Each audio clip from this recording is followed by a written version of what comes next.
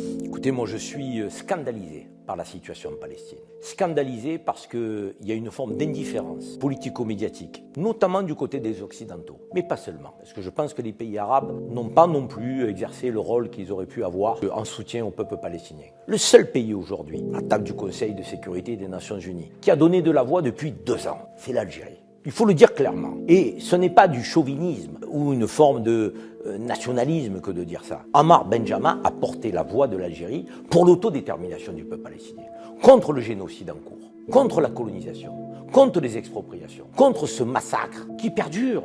Parce que c'est pas parce que vous n'avez plus les feux de l'actualité que les Palestiniens ont retrouvé sous les 50 millions de tonnes de gravats. C'est 50 millions de tonnes de gravats. Gaza détruit. 90% de Gaza était détruit. Des milliers de corps sous les décombres. 70% des morts à Gaza, femmes et enfants.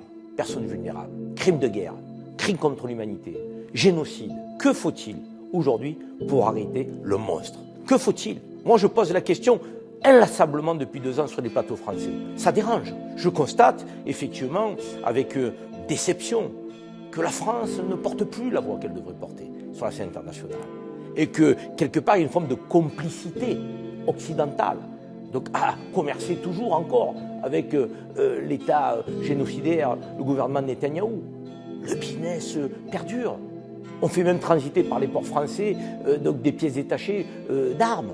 On a un accord d'association entre l'Union européenne et Israël qui se poursuit. Alors que l'article 2 de cet accord d'association dit « atteinte aux droits humains, fin de l'accord d'association ».